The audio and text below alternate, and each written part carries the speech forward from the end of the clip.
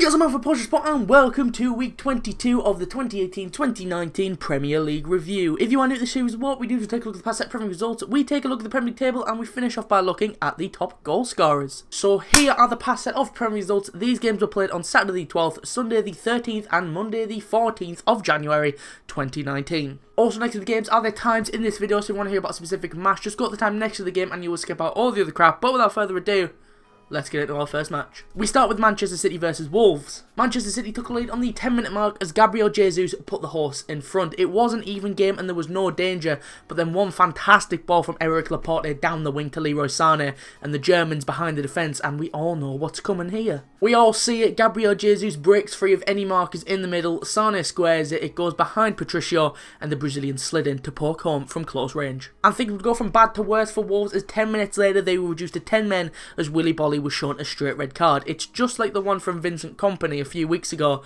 but that one was only a yellow, which is a bit just consistency is all I ask for. If one's a yellow, they're both yellows. If one's a red, they're both red. A little bit of consistency, lads. But nonetheless, Bernardo Silva has the ball on the byline. There isn't really any need for Willy Bolly to dive in like he does off the ground. Studs up. He does win the ball, to be fair, and it's the whole follow-through thing. I hate the follow-through rule. What do you expect me... Like, he's won the ball, but what do you expect him to do? Magically make his leg disappear to avoid any contact on the follow-through? It's ridiculous. The follow-through is quite bad, to be fair. He does catch Bernardo Silva flush on the ankle, but he wins the ball. It's a clean as hell tackle. It's as clean as you like. And City will get the perfect chance to double their lead as they were given a penalty in the 40th minute. David Silva plays it through to Sterling, who just falls over. There's no contact on him whatsoever. I can't even say it's soft.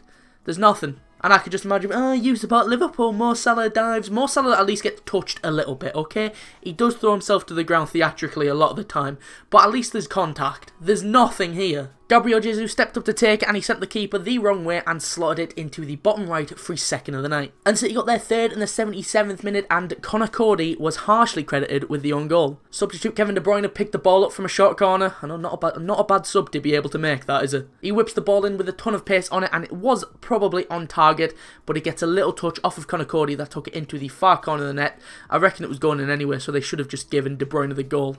The bloody spoil sports. And that's how the game ended. It was always going to be a difficult game for Wolves, but that red card, 20 minutes in, it just killed the game off before it even got going, really. Wolves won it for the opening of the game, but after they went down to 10 men, that was that. City dominated the ball, and I can't actually remember Ederson having to make a save. Ederson could have stayed at home. Hell, the only action he actually got was when he decided to come out of his own box and play as a midfielder for a minute or so. City dominated the game and have kept the pressure on Liverpool in the race for the title. And we move on to Brighton versus Liverpool. In a very tight game, it would take until 2 minutes in the second half for a team to do anything, and it was a penalty to Liverpool. Mo Salah was mugging Pascal Gross off on the wing, just constantly cutting in and out of him before making his way into the box. Just as he's about to shoot, Pascal Gross has a hold of the shirt, has a swipe of the legs as well, and the ref points to the spot. Mo Salah also stepped up to take the spot kick and he volleyed it home into the right hand side of the net. And that's how the game ended. A very scrappy game on the South Coast, but the league leaders edged it and temporarily went 7 points clear with Man City still to play on the Monday. Brighton were very compact and tight defensively, and Liverpool bossed the game but could rarely find a way through,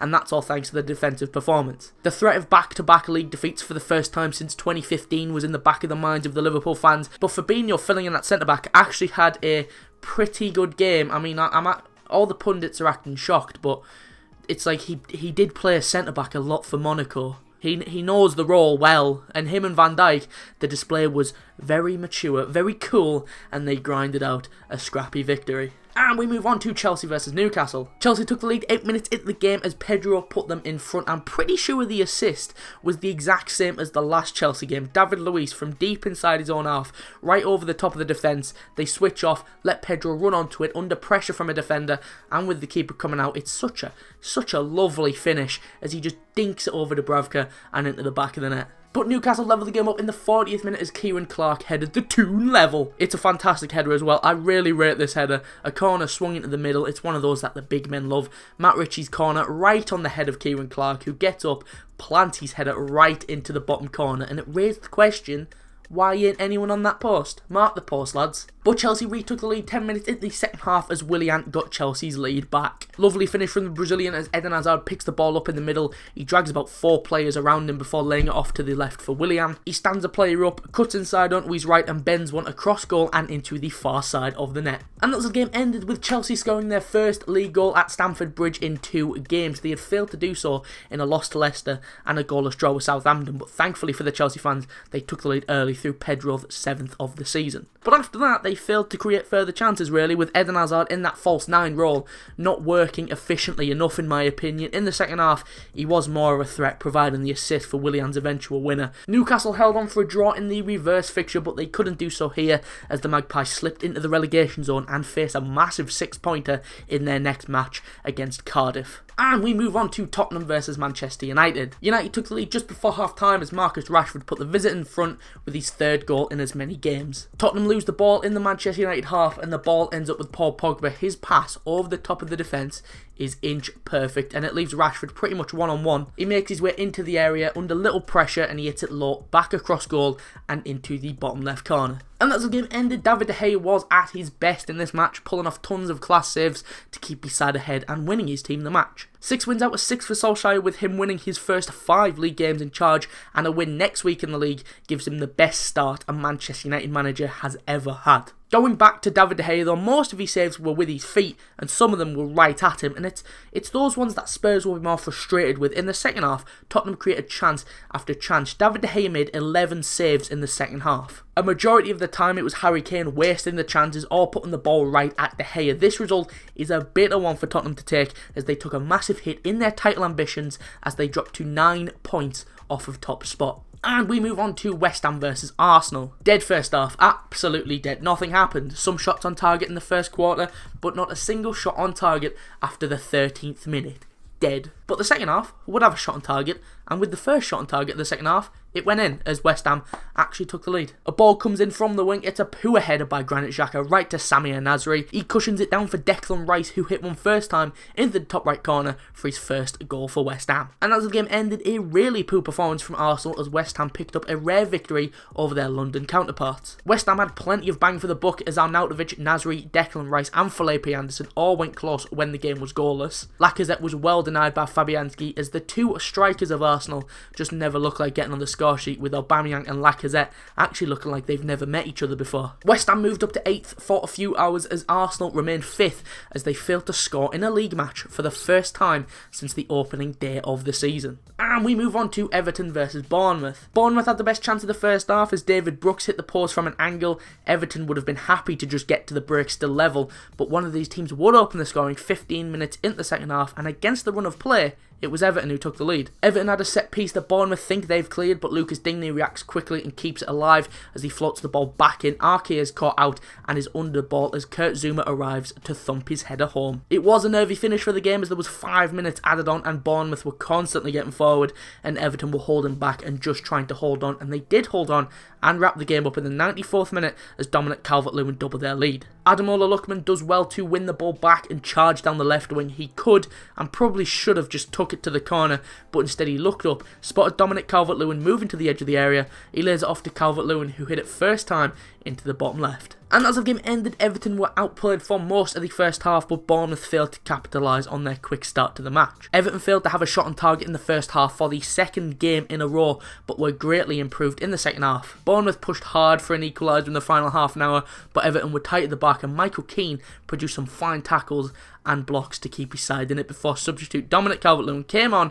and secured the win for the Toffees. And we move on to Leicester versus Southampton. Southampton got the perfect chance to take the lead in the 11th minute as they were given a penalty. Really silly challenge from Mendy. There's no danger at all. In comes Mendy from behind Shane Long, just clatters into him and the ref pointed to the spot. James Ward-Prowse stepped up to take it and he thumped it towards the left-hand side of the net, and despite Schmeichel getting a good hand to it, he can't keep it out and just helps it into the top left corner. But Southampton would have to play the entire second half with 10 men as Jan Valery was sent off just before the half-time whistle. He was already on a yellow and you could just tell that he was going to get sent off in this game with the way he was acting, and as Mark Albrighton is making his way towards the box, Valery pulls him back and to the ground, and the ref pulled out the second yellow and gave him his marching orders. But Southampton wouldn't care about the man disadvantage as 2 minutes into injury time at the end of the first half, they doubled their lead as Shane Long got his first goal in bloody ages. Really poor defending from Leicester as Alex McCarthy's goal kick isn't dealt with by Ricardo Pereira and then Mendy, and that allows Shane Long to nip in and poke past Schmeichel from a very tight angle. But Leicester would look to mount a comeback in the 58th minute as Wilfred Ndidi cut the deficit in half. Good football from Leicester as they knock it about nicely in the attacking third, and it ended up with Demarai Gray,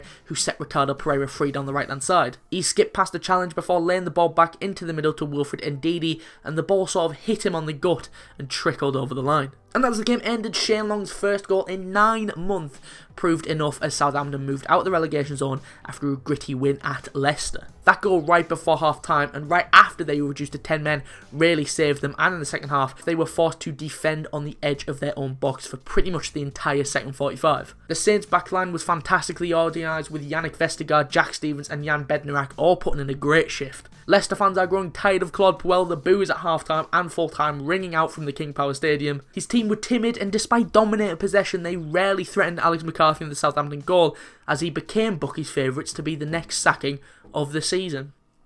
But he wasn't though, because somebody got sacked last night. I'll talk about it later on in the final game of the episode. It was David Wagner from Huddersfield. And we move on to Crystal Palace versus Watford. Crystal Palace took the lead in the 38th minute as Craig Cathcart put the ball into his own net. It's such an ugly goal, proper goal-mouth scramble as Milivojevic swings a corner in and Watford just fail to deal with it. It's just trash, people just swinging their legs, trying to get any contact on the ball, and in the end it was Abdoulaye Doucouré who tried to clear it, but instead his clearance smacks off of Cathcart and went into the own net. But Watford would level the game up in the 67th minute, and would you believe it, it was Craig Cathcart scoring at the right end of the pitch this time. Jose Holebas puts a corner in for the visitors. It's high and deep and curls all the way to the back post. Wayne Hennessy was caught in no man's land. I mean, you'd think he'd be able to get his hand up with what he was caught doing earlier in the week. In comes Cathcart behind him to head back across goal and into the bottom corner. And Watford took the lead in the 74th minute as substitute Tom Cleverley completed the comeback for the away side. He was only on the pitch for about 6 minutes. The ball was bouncing about the Palace box. Cleverley floated the ball forward. Tompkins gets ahead to it, right back to Cleverley, who basically roundhouse kicked the ball into the top left corner for his first goal since December 2017. And as the game ended, Palace dominated the opening of the second half and should have doubled their lead as Wilfred Zaha and James McArthur both had good chances to score, but 2 goals in 7 minutes for Watford turned the game on its head and Palace will be left kicking themselves over the missed chances. Watford don't have any trouble scoring goals normally, having scored 13 in their last 7, but they really struggled in the first half at Selhurst Park, not registering a single shot on target in the first 45 minutes. But in the end they were just more clinical and got 2 goals with their only 2 shots on target. And we move on to Burnley versus Fulham. It would take only 2 minutes for this one to get a goal, and it was Andreas Schürrle who scored a beauty. A long ball forward to the German who was onside. He takes a touch in the box, and on the bounce he catches it as sweet as you like from the top right corner of the box, hits it on the half volley back across goal, and it flies into the far side of the net with a little kiss on the underside of the bar. It was a lovely finish. But Burnley will level the game up in the 20-minute mark, and Joe Bryan was given the own goal. A ball was floated into the box from the left-hand side, and it misses everyone except for Jeff Hendrick at the back post. The Irish international smashes the ball back at the danger area, and there's nothing Bryan can do as it bounces off of his knee and into his own net. And 2 minutes later, Burnley took the lead and completed the comeback, and would you believe it? It was another own goal. This time from Dennis Odoi. Jeff Hendrick again was being a pain in the arse for Fulham as he was at the byline, dinks the ball into the box. Dennis Odoi comes running in. I'm not even sure he attempts to head it. I'm certain it just bounces off his head. It's a lovely finish, to be fair. Just a shame it's at the wrong end as he buried his header into the bottom right corner of his own net, but take nothing away from the finish. And that's the game ended with Burnley claiming a crucial victory at the bottom of the table without having a single shot on target. A stunning opening goal from Andreas Schürrle looked to have set the tone for the match for Fulham, but it's all well and good the attacking players being able to do it, but the backline is Fulham. It's just ropey at every stage of the match. They could have the ball with no pressure on them and I still feel they're going to concede. It's just unreal. Fulham did have more of the ball in the second half, to be fair, and did create the better chances, but they just couldn't get past the Burnley back line, especially James Tarkowski, who made the most clearances in the game and also vitally denied a goal as he blocked a Luciano Vietto shot on the goal line. This was Burnley's 3rd league win on the bounce as they hopped out of the bottom 5. And finally, we've got Cardiff versus Huddersfield. Such a dead game. One bit of action we're talking about. Huddersfield were given a penalty and then it was taken away from them. When I first saw it, I was certain it was a clear penalty. Bennett gets his header all wrong and in comes Hadji.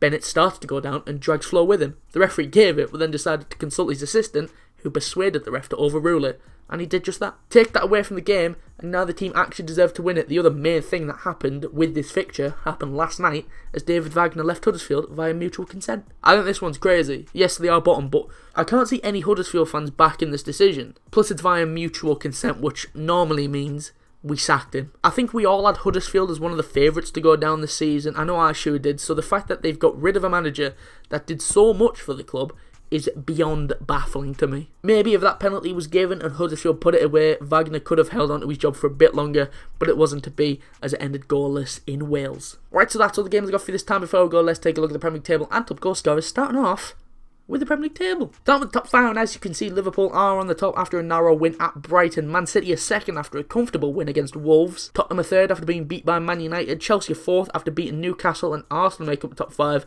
after a loss at the London Stadium. Moving on to the bottom 5, and Huddersfield are still on the bottom and now managerless after a goalless draw with Cardiff. Fulham are 19th after scoring 2 own goals and helping Burnley win. Newcastle make up the drop zone after a loss to Chelsea.